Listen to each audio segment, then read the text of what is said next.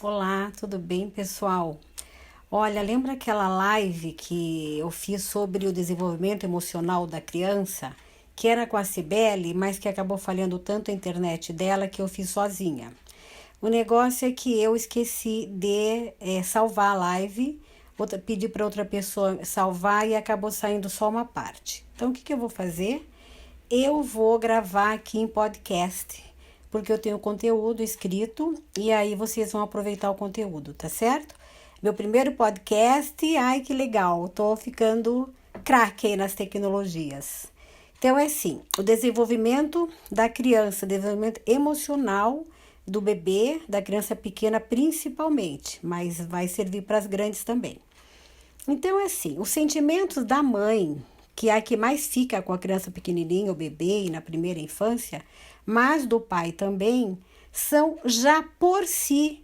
O fato dos pais sentirem os sentimentos que sentem, parece redundância, mas tá certo. Já são educativos ou não são, entendeu? Então, o que é preciso fazer os pais que têm filhos, já antes de ter filhos, se prepararem um pouco psiquicamente, afetivamente, para terem assim o máximo de estabilidade possível ao lidar com o seu bebê e com a criança, o bebê que vai crescendo. Aí eu escrevi num post outro dia, se você fizer tudo certo, certíssimo, tecnicamente certo, adequadamente, o banho, a higiene, o cuidado, a alimentação, a amamentação, mas com sentimentos ruins, negativos, contraditórios e eventualmente até destrutivos, você não vai estar fazendo a coisa certa. Certa que eu digo é adequada, é funcional. Os bebês, eles são finamente, põe finamente nisso, sintonizados com as emoções do adulto com quem eles estão. Na verdade, eles não entendem nada, mas eles percebem tudo. Eles sentem o que o adulto sente. Quais são, para ficar bem elucidativo e bem didático, os bons sentimentos que as mães devem ter no contato com o bebê e seu filho pequeno? Por incrível que pareça, eu vou dizer uma coisa. As mães acham, claro, amam, a grande maioria ama para valer, mas acontece que o amor tem que ser uma aceitação também. O amor tem que ser altamente incondicional. Quer dizer, eu amo o bebê que de repente veio para mim meio chatinho, chorãozinho, resmungão, com algum déficit, não é nem tão bonitinho, não dá muita risadinha, enfim. Esse bebê que não é exatamente, não entra dentro dos meus planos e do que eu sonhei, ele tem que ser altamente amado, profundamente amado desse jeitinho que ele é. No decorrer do tempo, você vai educá-lo emocionalmente, afetivamente, moralmente, e aí você vai tendo os resultados melhores com ele. Uma mãe que lida com seu filho, que é alegre, forte emocionalmente, autoconfiante, uma mãe que resolve os seus problemas, que não acumula ansiedades e aflições e que são mais otimistas, tendem a ter mais êxito na educação dos filhos. E outra também, a mãe braba não tem problema nenhum, tá, gente? Pode ser braba, não tem problema. Qual que é o problema? A raiva. A raiva dilacera. Eu gosto de usar palavras fortes assim, que é para se assustar mesmo, porque algumas mães ou alguns pais são assustadores ao se relacionar com seu filho, sobretudo na hora da correção.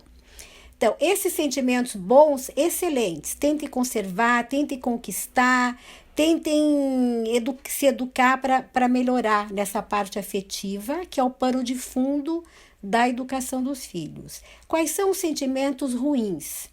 Quando a tristeza é muita tristeza, muitos dias, né? Ou até a depressão prolongada. Aquele sentimento também prolongado de solidão, de desamparo, de insegurança, de impaciência e irritabilidade, de aquele sentimento de dar a impressão de que você não quer muito estar com seu filho porque você tem outras coisas para fazer. ou também aquela inexpressividade, uma mãe apática, que se sente mais responsável do que ama. Ah, tem esse filho, eu sou responsável, eu tenho que cuidar, alimentar, tratar, educar, ele tem que ir vivendo, né? Mas às vezes eu não demonstro, e criança não foi feita para a inexpressividade. A mãe apática, que é apática assim, também prolongadamente, prejudica muito o desenvolvimento emocional da criança. E por último, as oscilações de humor. Quando elas são muito frequentes, é claro que nós oscilamos no humor, isso é humano. Tudo isso que eu disse, gente, em relação aos bons sentimentos e aos sentimentos ruins, tem que ter a ver com o critério da intensidade, frequência e duração, tá? Nós temos todos esses sentimentos ruins que eu citei, mas o que não pode? Ser frequente, ser intenso e prolongado no tempo.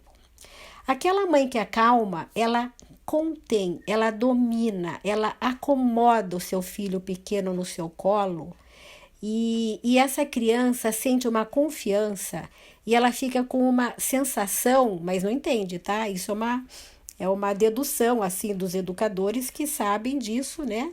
E estudiosos e psicólogos, mas ela fica com a sensação de que o mundo é confortável, o mundo não é ameaçador. Porque o mundo primeiro de uma criança pequena é a mãe, que depois já entra o pai. Então, se eles têm esses sentimentos saudáveis, é essa sensação que vai se introduzindo na mente da criança. Mãe boa e confiável, então o mundo é seguro. A criança fica segura afetivamente. Dificilmente vai ser chorona, instável, excessivamente medrosa, ou ela vai passar algumas fases, né, fasezinhas curtas, mas dificilmente essas dificuldades vão se instalar na mente dela. Outra coisa, é preciso dar colo, estimular, brincar, sorrir, tudo isso. Mas você tem que perceber muito a dosagem dessa relação, dessa estimulação, né, desse ato de proporcionar esses estímulos para a criança. Porque também tem o seguinte, você, mãe ou pai, não pode ser o único universo dessa criança, tá? Você é o principal. Mas o que não é saudável? Ser o único universo do bebê. Então é preciso ir soltando. A mãe tem que ir soltando para o pai tem que entrar na jogada e formar um triângulo amoroso para os avós, para as visitas que chegam, para os parentes, soltar a criança no berço, deixa ela lá brincando, se entretendo, soltar no quintal, soltar com seus brinquedos para a criança brincar sozinha ou eventualmente com algum irmão, né, à medida que vai crescendo. Tem uma psiquiatra inglesa, Asha Phillips, que tem um livro que se chama Dizer Não. Então ela diz uma coisa muito interessante, o bebê já pode ir ampliando o seu universo e recorrendo a ele mesmo, aos seus próprios recursos. Um bebê de 2 meses, 3 meses, 5 meses, 6 meses, 1 ano e meio, estando no berço, calmo e se entretendo com as barras do berço, a cortina, o som que vem lá de fora, uma voz humana, uma musiquinha que ele ouve, né? Então ele pode se entretendo com isso sozinho, não precisa o tempo inteiro estar no colo, acordou, vai para o colo, né? Está alerta em estado de vigília, vai estar inserido em algum contexto e alguém vai estar estimulando. Não. Deixa um pouquinho esse filho, porque ele, por incrível que pareça, essa pessoinha tão pequena já tem recursos emocionais internos para se virar e se entreter com ele mesmo, né? Então a ideia é não estimular demais e não estimular de menos, né? Porque também, como eu estava dizendo ali, que a mãe não seja a única fonte de satisfação de uma criança, para não se transformar numa relação parasitária, simbiótica, que é aquele grude, que é aquela interdependência doentia. A gente não sabe se é mais a criança que precisa da mãe ou a mãe que precisa da criança. O fato é que é muito intensa essa interdependência e não é saudável. É muito importante as mães descansarem, fora do ambiente da criança, do filho. Às vezes tem um, tem dois, tem três, né? As mães precisam ficar sozinhas, porque mãe continua sendo pessoa. Mãe é o ser humano, ela precisa se ausentar um pouco daquele ritmo, daquele ambiente em que ela é muito solicitada. E a mãe realmente, ela ergue as mãos, e a maioria das mães é muito responsável e fazem coisas o dia inteiro. Os bebês e os filhos pequenos precisam ficar um pouco longe das mães. É saudável para eles ficarem longe das mães. Eles precisam se acostumar com uma diversidade de perfis. Já é a introdução de uma sociabilidade boa. A sociabilidade tem que ser diversificada. A sociabilidade não ocorre numa hegemonia, numa igualdade, assim, tudo parecido, tá? Não pode ser hegemônica. A sociabilidade é justamente estar bem com outras pessoas diferentes, mais velhas, mais novas, mais engraçadas, menos engraçadas, que falam mais, que falam menos, né? E essa ampliação da vida, da relação da criança com outras pessoas, então se chama ampliação emocional. E é nesse momento que são lançadas as sementes da independência e da autoconfiança na criança. Sabe as crianças grudadinhas que não saem, que vivem nas pernas das mães quando vê uma pessoa diferente? Na verdade, não é o ideal, né, gente? É normal ficar um pouco tímida, um pouco retraída, mas daqui a pouco se soltar. Quando eles são acostumados a ambientes diversificados, eles não vão temer esse outro mundo que não é o mundo do papai e da mamãe. Podem se inibir inicialmente, mas eles vão se largar, eles vão aprender, eles vão se relacionar, eles vão dialogar com esse mundo. Por isso que é importante, é sadio, que os pais tenham uma vida social um pouco mais vibrante. Alguns pais têm, muitos não têm. Eu não sei o que acontece nessa vida moderna, que tem famílias por aí muito isoladas, que é o pai, a mãe e os filhos, e acabou. Não tem um relacionamento com o vizinho, com a comunidade, com alguém do bairro, né, ou na igreja. Não tem. Simplesmente eles estão ilhados, né, em alguma cidade, o que torna os filhos muito próximos demais, porque a mãe se torna tudo para eles. Às vezes é o pai que vai trabalhar e a mãe fica em casa com essas crianças, então a fonte da vida deles é só a mãe. Quando eles crescem um pouquinho, a partir de 3,5, 4 anos, e que é importante para a educação afetiva deles? Que os pais conversem com calma, sobretudo à noite, no ambiente calmo e no momento tranquilo, sobre uma ou duas características boas, positivas, fenomenais que cada filho tem. Eles têm que se conhecer por uma palavra, um nome. A palavra é esta, tal. Nossa, filho, como você é generoso. Eu acho impressionante. Ou, filho, você não é preguiçoso, está sempre esperto, sempre querendo ajudar alguém. Você vai se dar muito bem na vida com isso. Então, vocês têm que enfatizar, porque depois essa criança vai para a vida e vai ter que servir o mundo que as rodeia com essas características boas, mas elas têm que se conhecer. E claro, um ou dois pontos de melhora. Eles precisam saber a palavra também. Se é preguiça, se é chorão, se briga muito, se desobedece, tá? Eles têm que saber. Esse um ou dois pontinhos, os pais vão dizer que vão ajudá-los a que eles superem, tá? Que eles se resolvam, que eles melhorem nesses pontinhos negativos. Depois pode mudar, pode ficar uns 6 meses nessa lutinha por conquistar um novo patamar, né, em relação à dificuldade, sair da dificuldade e melhorar, e depois mudar, tá bom? Outra coisa é desculpar facilmente. O que acontece em muitas famílias é que, claro, os filhos desobedecem, fazem coisa errada, e muitos filhos vão pedir desculpa para o pai ou para a mãe. Então, o que é preciso? Recomeçar rápido, tá? Que eles não vejam a sua mãe e o seu pai ressentidos, assim.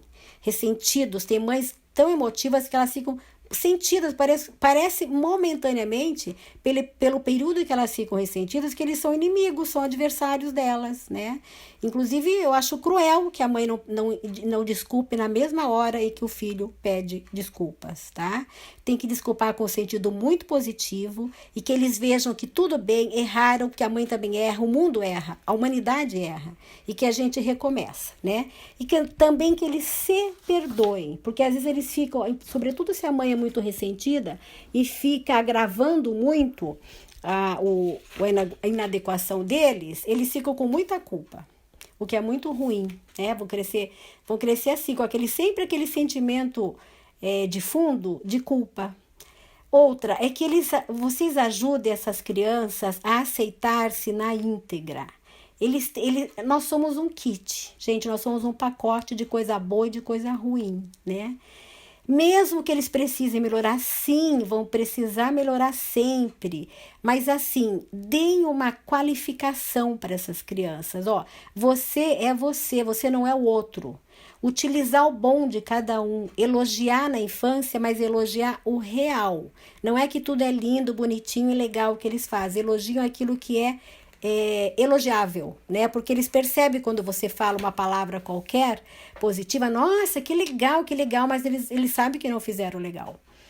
Programar um clima para conversar de sentimentos e de intimidade. Cada filho tem que ter uma conversinha com a mãe ou com o pai, que eles não podem esconder, nem dissimular, nem se envergonhar dos próprios sentimentos. Eles têm que ter uma abertura, que vocês que têm que abrir o canal, de uma comunicação para esses assuntos, estes da emotividade, estes da afetividade.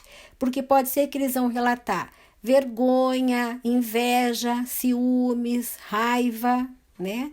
E os positivos também. Pode ser que eles relatem que, sim, gostem muito, ganharam um excelente amigo, tá feliz porque aquele é um amigão dele, é muito legal, porque conquistou alguma coisa, porque aprendeu a andar de bicicleta, porque, várias coisas, né? Então é preciso ter na família de 2 a 3 vezes por semana esses momentos de intimidade. Se eles não têm, não falam, não reconhecem, não se conhecem, eles vão para a vida, para a fase da adolescência, mancos emocionalmente. Vão ser inoportunos, insensíveis, às vezes choram por outros motivos, criam casos, porque as emoções deles estão muito desorganizadas, né? Por não ter autoconhecimento.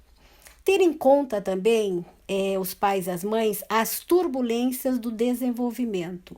Aquela fase dos 2 anos, terrível fase das birras, 2 até 13, mais ou menos, né?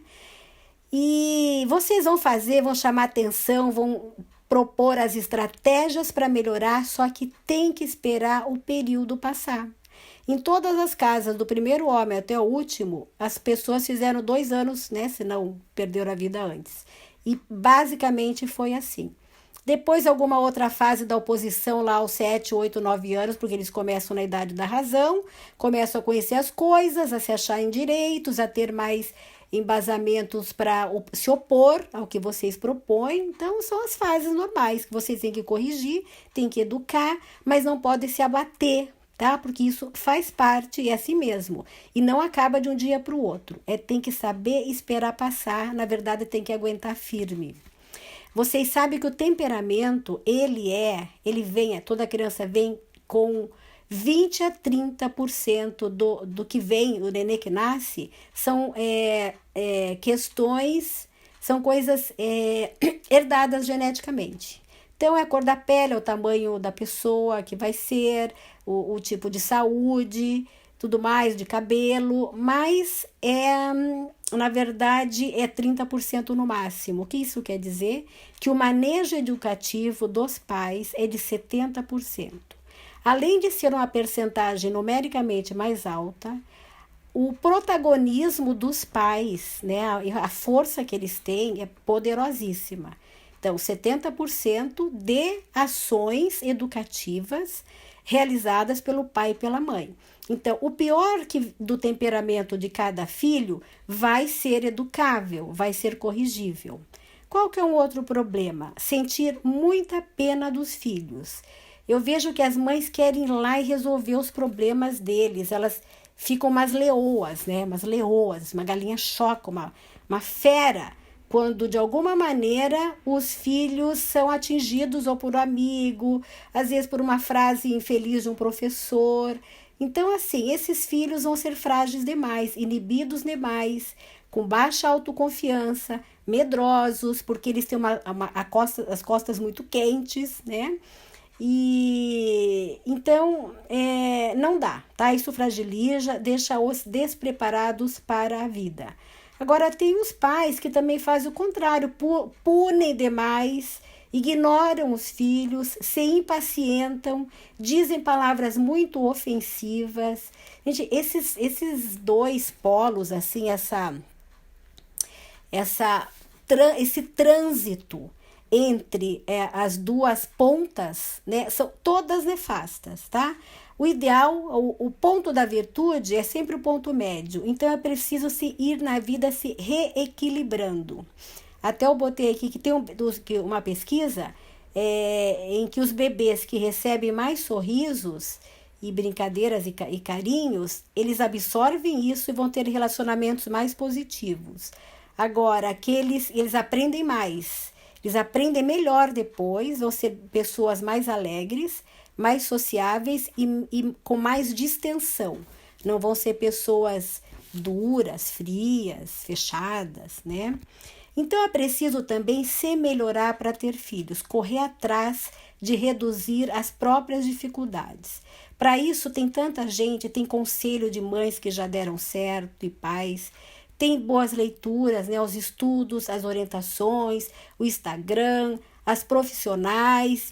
Então, assim, não deixem a coisa rolar, né, com dificuldades, que eu vejo que tem famílias que assim, mas é da minha família, é meu filho mesmo, então é meu filho, já é meu, tá aí na minha casa, então é assim que eu sou, é assim que eu amo. Gente, que desrespeito, né, e não sei nem se é amor isso, né. Aí eu quero ver com vocês também o que eu falei na live, é a situação de apego. Qual é o relacionamento que vocês têm com as crianças? Vejam aqui as palavras. Se é um relacionamento ativo, afetuoso, recíproco, porque à medida que você demonstra amor, a criança corresponde, e duradouro, né? Que tem que ter permanência no tempo. E essa mãe é uma mãe assertiva, afetuosa e responsiva. Esse é o modelo funcional, sadio de relacionamento. Agora tem aquela mãe oscilante, que ela é fria, entre fria e inconstante, né? Às vezes fria, braba, inexpressiva, mal-humorada ou insegura. Quando o bebê sente assim muito esses sentimentos na própria mãe ou no pai ou em quem cuida dele, por incrível que pareça, ele revisa o sentimento que ele sente por essa pessoa. Ele revisa o apego. Ele fica instável também, inseguro, ele fica observando e não se entrega, né? Bom, enfim, gente, as emoções da mãe vão recair nas emoções do filho, né? Os filhos que choram mais, que exigem mais e que são mais tristes e mais zangados são frutos de mães muito cansadas e mães decepcionadas. Aí qual que é o problema? Esses filhos têm que amar uma mãe, mas é uma ambivalência, porque como não amar a mãe? Mas só que a mãe é esquisita. Ou pai, eu falo mãe, mas que é pai também. É que mãe fica muito mais, né, com a criança de 0 a 3 anos. Ou um dos dois, ou a pessoa que cuida deles, né? Não é justo. Não é justo com uma criança pequena. Então é preciso falar, é preciso expressar, é preciso resolver essas questões que às vezes vêm na mãe e do pai da própria família, da própria infância, né? Os dois estados emocionais da mãe e do filho se retroalimentam. E aí o que eu queria deixar por último de mensagem para vocês é o seguinte: é importante conservar aquilo que está muito bom em vocês, aperfeiçoar aquilo que não está muito bom, que está médio, mais ou menos, e restaurar tudo que é ruim, porque vale a pena pela educação dos filhos, né? Para irem para a vida de sociedade, filhos melhores, preparados, fortes, funcionais, tá bom? Grande abraço, tudo de bom para vocês. Tchau.